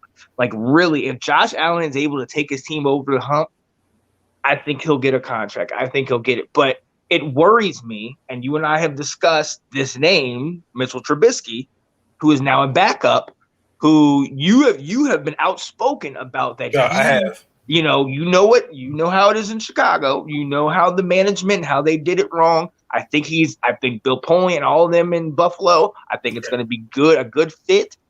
But Josh Allen did get hurt last year. If you get Trubisky in there with that offense, it's a done deal. Right. You know what I mean? You got Stephon Diggs. I'm not going to say Cole Beasley because he don't like the COVID protocol, but that's another topic for another day. You know what I mean? You know what I mean? He was an old cowboy anyway, so we already know how he's going to get down. But honestly, it's what have you done for me lately? And right now, if you are not Tom Brady or Patrick Mahomes, as far as a quarterback, we've seen what happens. Aaron Rodgers is still, he might opt out. Friday he has an opportunity to potentially, here's a loophole where he didn't have to play this year. Deshaun Watson, going back to our thing about, the he said, she said, and all the nonsense that's going on. If you think about what Deshaun Watson, and we talked about this, I just feel like that's a whole different, because it's been real quiet. Nothing's been said lately with Deshaun Watson. It's been very quiet. Yes. I think because now here it is, the season training camp's underway, and I think this is a move for the Houston Texans. Okay, we ain't trading them, but we ain't gonna pay him neither. No. That's just very funny to me. Yeah. That ever since January, February, March. Yeah. They've been doing that. Especially it's been really, but the last couple month or two has been really quiet about Deshaun Watson. Right. I just hope that this thing ends amicably. I hope there's something where it's paid off or whatever, and he can just go off and play somewhere else. But it's funny because I just, I sent you the picture. I just went to the Canton, Ohio NFL Yes. Hall of Fame. Oh my goodness. Check out the show. We definitely gonna talk about that in the coming week. But when I went there, there's two Hall of Famers, one that just got in this year, Megatron, and another one that my diehard guy, Barry Sanders, my favorite running back of all time, top 3 of all time in my book. Both of them, not with anything legally, or anything like that, but both of them were in a situation where they were kind of, look, we want out. We don't want to be here. And the Detroit Lions sat there and we're not going to let it happen. And the two of those Hall of Fame careers, were however short they were cut short because the Detroit Lions were not going to play that game. And so they said, well, I'll retire. And that's a shame. That is an absolute shame that you have two of the greatest talents in the game, in NFL history at their position, leave the game because the organization, the franchise is saying, well, look, we're not going to trade you, even though you would get a king's ransom. Also put Matthew Stafford on that list as well. You could. Because Matthew Stafford was the first overall pick, and look what they did. Yeah. They did. I mean, besides Pettigrew and Marvin Jones and Galladay and Calvin Johnson, who did you really put around him? You didn't put much around him. Even the tight end, TJ, I can't say his name. Hockenson. Yep. So, yeah, I'm really looking forward to this NFL season. Yeah. I'm optimistic. My only concern is, again, COVID. I know you talked about it. The protocol, The protocols, and I've talked about it. Just gotta really just see what these guys are going to do. Yeah, and it's gonna be interesting. It's gonna be interesting because I'm not gonna go into politics or anything like that, but like I said, we just got back from Michigan, and in Northern Virginia, I don't know how it is. I hope the weather was nice up there. Bro. It was they had torrential downpours. Like it was. Was it a heat wave? No. It was bad. There was torrential downpours. I went to the airport at Dulles on Thursday or Friday, and I got there. I think it was Friday. I got there at 9:00. And we didn't leave Dulles Airport till I want to say 8:30 p.m. At night because the FAA had grounded all flights going into where I was going, which was Detroit. Damn. Yeah. So I was in the airport all day long. I mean, it was crazy. Shout out to my fiance, Kat. Her birthday's coming up. Happy birthday, baby girl. She drove. Like she tried to drive to the airport and she ended up calling me while I was grounded on the airplane. And she was just like, I'm just going to get a hotel. I hope you're not mad at me. You need to get a shuttle because it was atrocious. Those roads were just flooding. It was bad in Michigan. So, shout out to those people because that stuff is crazy. But one of the things that I noticed is in East Coast, it's very big on masks. There's very big on still the COVID and the whole protocol and everything. Yeah. But in the Midwest, it's the wild, wild West. They actually look at you kind of like they look at you funny if you have a mask on. You know what I mean? I remember when we were in the Football Hall of Fame. I had the only memorabilia that I had that was Washington because it was a surprise. That's my baby. I had my Washington mask and I just had it around my chin. And I got so many looks from people just kind of like, why are you wearing that for? Right. And I'm like, what are y'all serious right now? Like you act like a year ago, we weren't, locked down completely. Like you act like 4 or 5 months ago, we weren't locked down completely. Like, what are y'all really tripping like this? Cause I got a mask on. So, obviously we were able to play it off with the whole, cause it was a Washington, Redskins joint, but it still was kind of like, everywhere you went, people looked at you kind of funny, like what are you doing? You know what I mean? Unfortunately, I think also too, we think about it after a year. I think COVID fatigue. Mm-hmm. I think people getting tired of just being cooped up in the house and got to wear the mask, and also too. I think it's just we don't. Again, I know with COVID, we really won't see the damage of COVID. It to get another year or two. Yeah. Honestly. And personally, I mean, I'm fully vaccinated, but Same here. I wear the mask when I need to go to the store. Yeah. And when I'm really honestly, when I'm out in public, me personally, I'm not like, for example, it's great to see the fans back in the stadiums, back, supporting, the teams, but I'm still mindful of what's around me. Yeah. So, because that the people can say any old thing. Oh, I'm vaccinated, and you don't know what they could have. That's why with Montrez, you talking about, well, there's not enough proof. What more proof do you need? Right. More people around this, but the proof is in the pudding. Right. How close to 1 million people have died across the world because of this. I think that's going to be a problem because we covered that on Washington Football Weekly where, Montez Sweat, one of our first round pick defensive ends, stud from out of college a couple years back. He's sitting here saying, he's not a fan of the COVID protocols and all those things happening.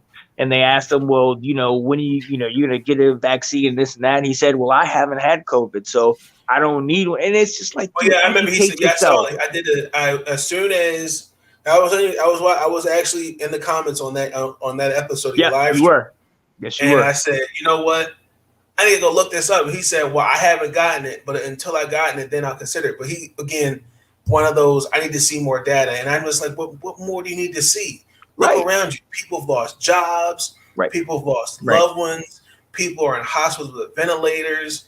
Like, bro, walk around with masks. Like, what more proof do you need to see? Right. Like, it's more. We're thinking about ourselves and not around people around us. Like, I'm pretty sure people feed, like Montrez feeds his family. Like, he puts food not only on his family but his immediate family's table. Yeah. Like. Yeah. Like if he, like, God forbid, okay, if he tomorrow came out and tested positive for COVID, Jonathan Allen, Chase Young, McKenzie, Antonio Gibson, and then Ron Rivera, who just is not even a year removed from cancer. Yes. There it is.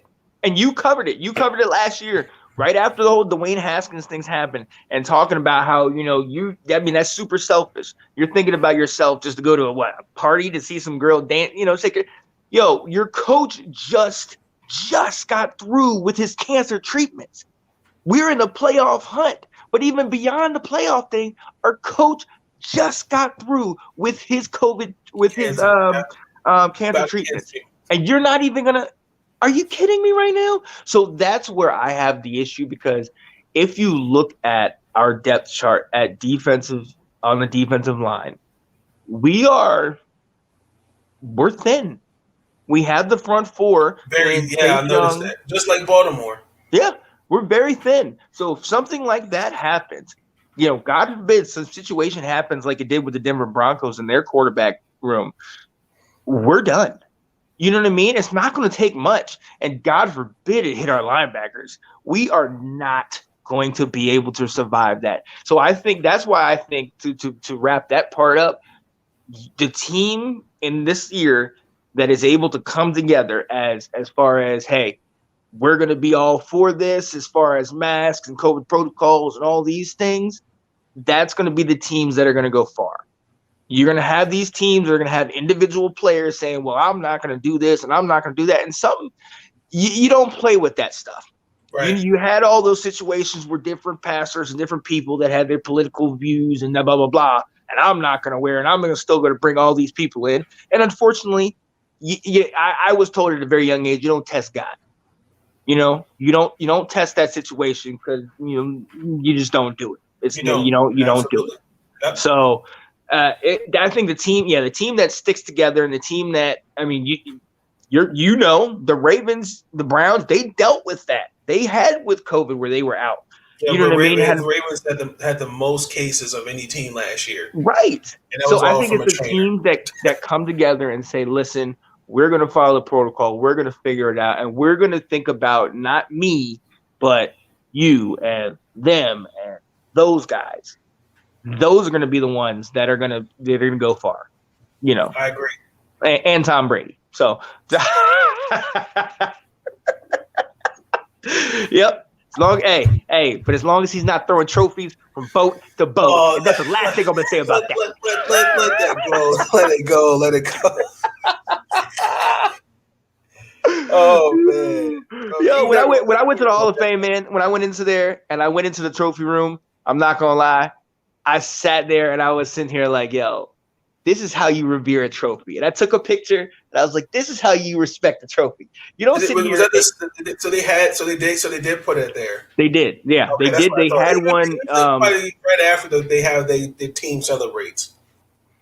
Say again? They usually like take it to Canton like right after the team and does this little parade and stuff like that. So okay. I don't know if that was the one. Like I don't know if they had an extra one. Like I don't know how that played, but it was there. There was a little hall. And they had it where it was like the Super Bowl gallery, and it was in a little room, and you can get up to say like if it was right here, like you can get up to like right here and take like I took a picture. I changed my YouTube picture to that with me right next to it. Did you see if it had any dings on it? You're right. No, it was in a glass. It was in a case, so I couldn't touch it. But I definitely looked if I can see Tom Brady's fingerprints tossing that to Gronk. I did do that. But shout out to them. The NFL Hall of Fame, Canton, Ohio. It was the absolute Nate. I know you would absolutely love it. It was the absolute. It's on my bucket list. Yeah, one of the best experiences of my life. Going outside, going in. They have obviously from the very beginning all the way through. They have segments for Black History. They have segments for different eras, different. The general managers, the commissioners, Paul Tagliabue, Roger Goodell, all those different guys. They had all those things. It's one of those things where you can't people like you, myself, Nick, Delilah, Will, you can't move on from certain things. Like you start reading it, you start watching the videos.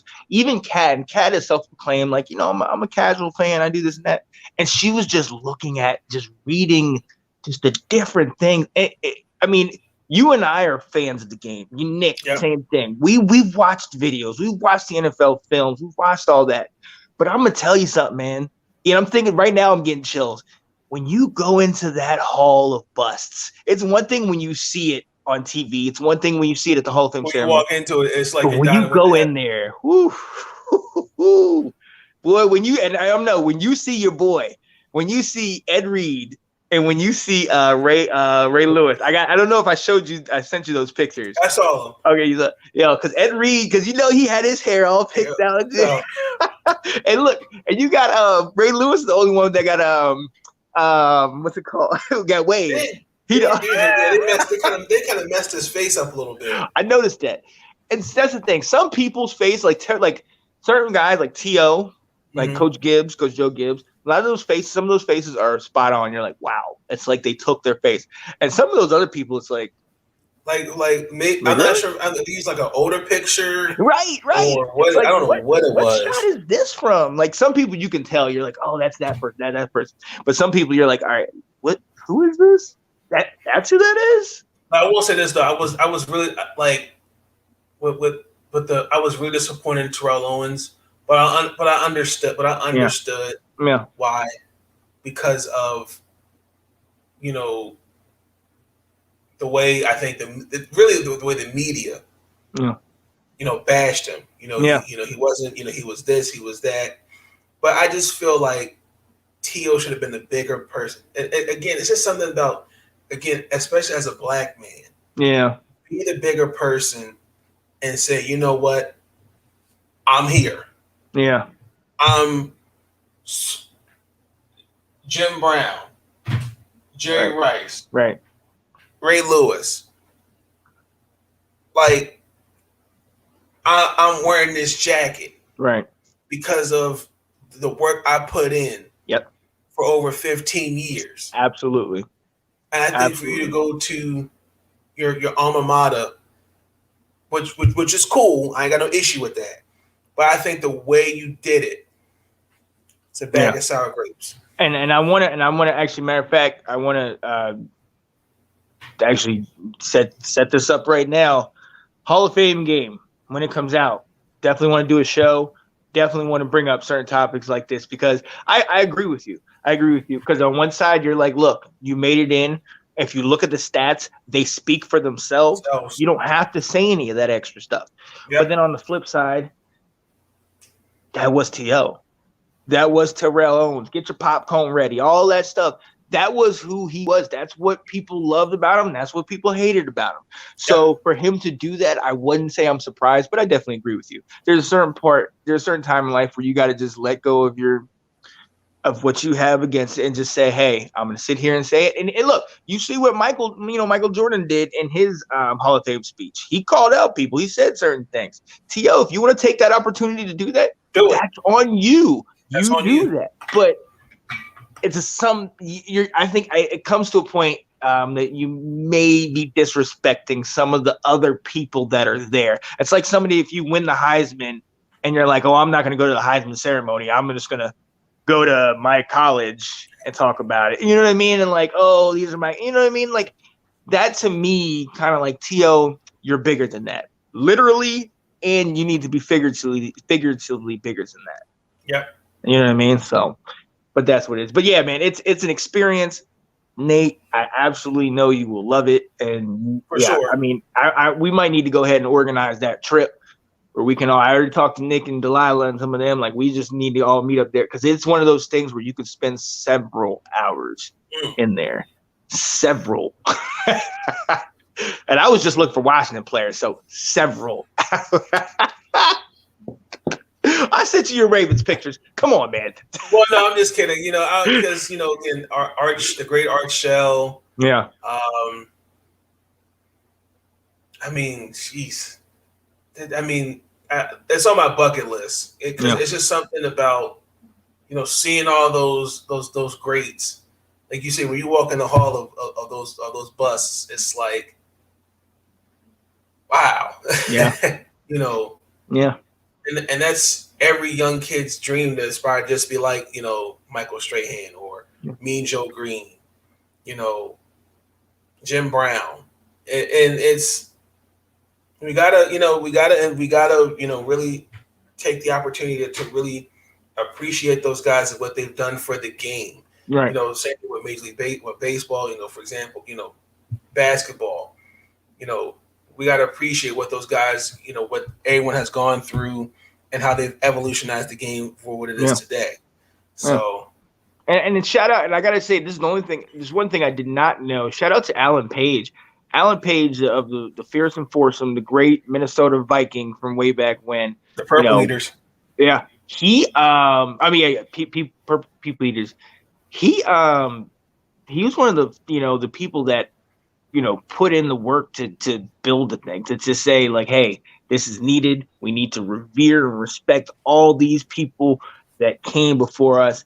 And he talked about where he came from and all that, but he said how education took him to that next plateau and made him what he was. I thought that was amazing. And there's one other thing in there. They talk about the Black College Football Hall of Fame and the Black like all the Black members of the Hall of Fame and all that stuff like that. It's one of those things that people that like us who do our due diligence and do the work, but also understand how race plays a part and has played a part. Yeah, throughout history. It's one of those situations where you just stand there. Like I just took the video on my camera and just scrolled past. Like I just, it was one of those situations where it was just like, damn. You know what I mean? Like we're sitting here talking about this, trying to be about it, trying to just do our due diligence and to see that and to see what they went through to get to that place.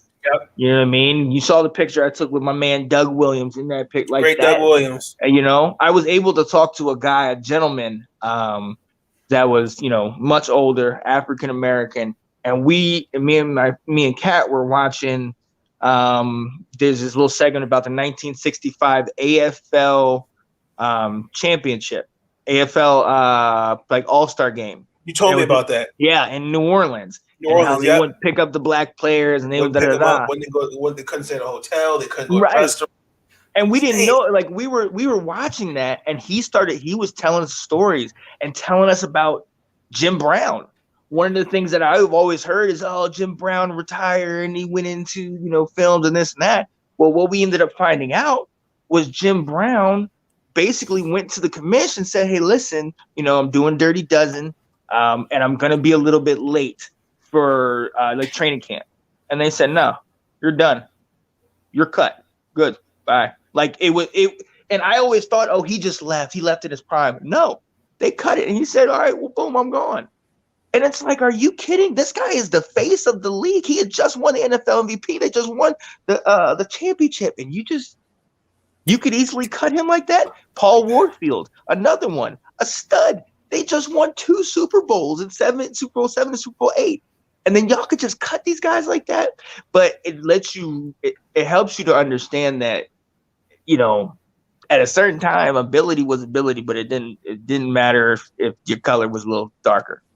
Just what it was. Just what it was. That's the world we live in too. Hey, unfortunately. There it is. But look, I ain't gonna keep you on here, man. I appreciate it. I had to talk. I've been on the road all day. I wanted to get on here and talk to you, man. I saw you doing your thing. No, I appreciate the support for sure. So, but let the people know when Watch the Weekly football comes on, and then when Let's Talk Football, the roundtable comes on. Okay. A couple people have been kind of wondering where that's been at.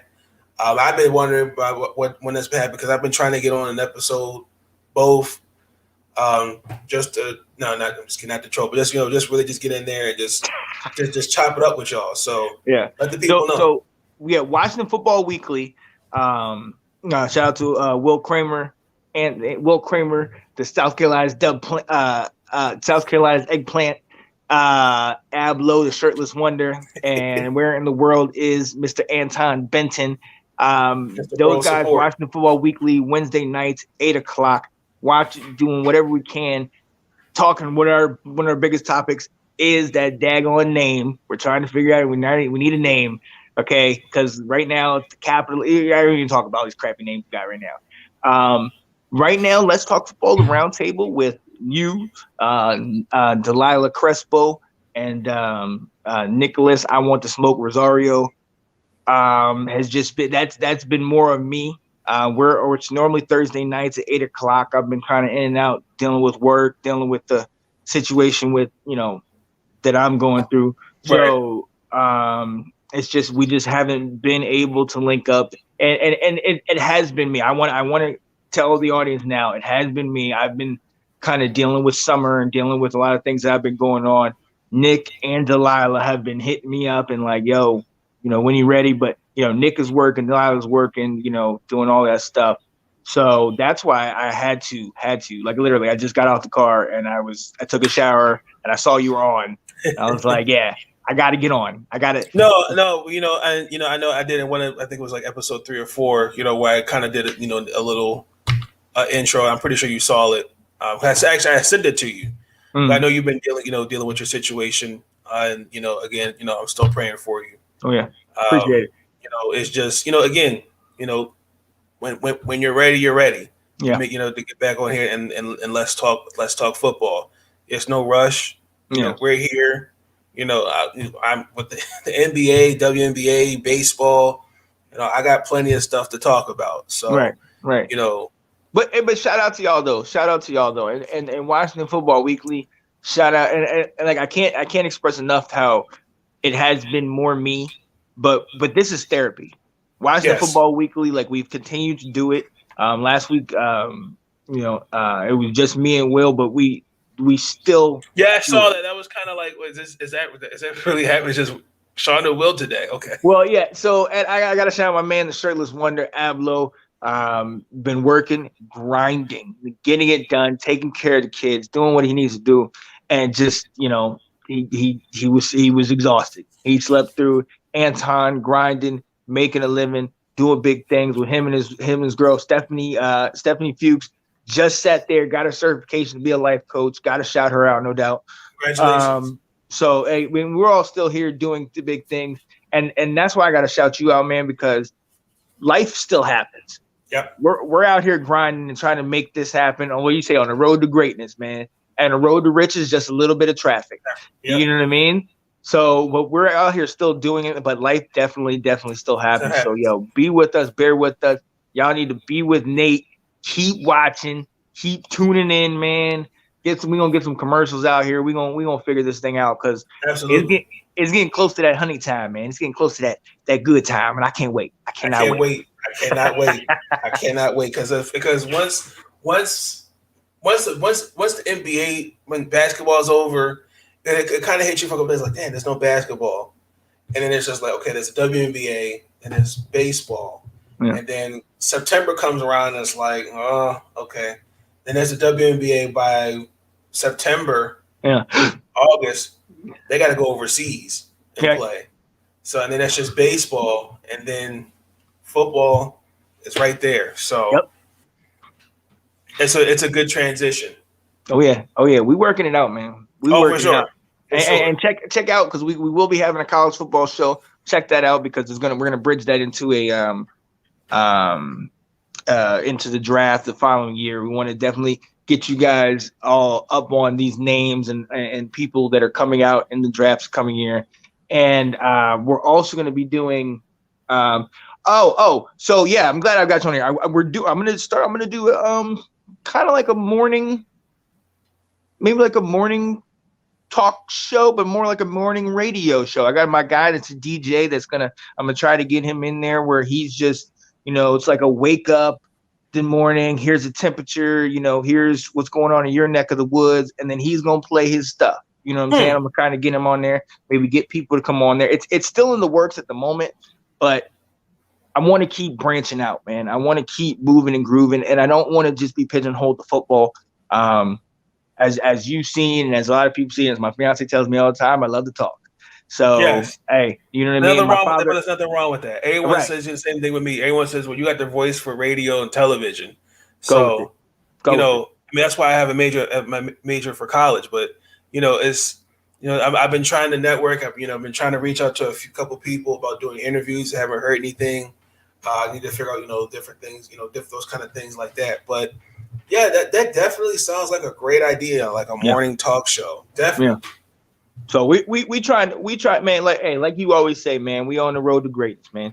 We trying to make this thing happen, and at the end of the day, if it's only you and I and Nick and Will and Delilah and Ab and all these people, it's just us listening, that's fine, because we still gonna be here. Exactly. We still gonna be here. Let's get it. Absolutely. Oh yeah. Absolutely. Well, ladies and gentlemen, that concludes episode 8 of Big Nate Talk Podcast. Y'all let me know y'all thoughts on today's topics with the Mystics, Baltimore Orioles, Clippers, Bucks. Y'all let me know y'all think is going to win. And then also, too, I want to give a special shout out to Sean Spencer for joining me this evening. Yes, sir. Giving us updates on the Washington football team. And, definitely be on the lookout. I will leave his channel in the description below to check him out. Again, this is a great guy right here, knows his football. And all you, man. Definitely training me. And when it comes to debates. So we gonna get something. Hey, that's right, because they ain't moving no goalposts on your boy Lamar. Lamar is just garbage. That's like, no. I ain't even gonna say it, man, because I wish I had Lamar, so I ain't even gonna say that. But yeah, man, if y'all like the video, be sure to give it a thumbs up. Please like, comment, share, subscribe, subscribe along with notification bells on. With that being said, I'm out. Peace. Stay up. Yes, sir.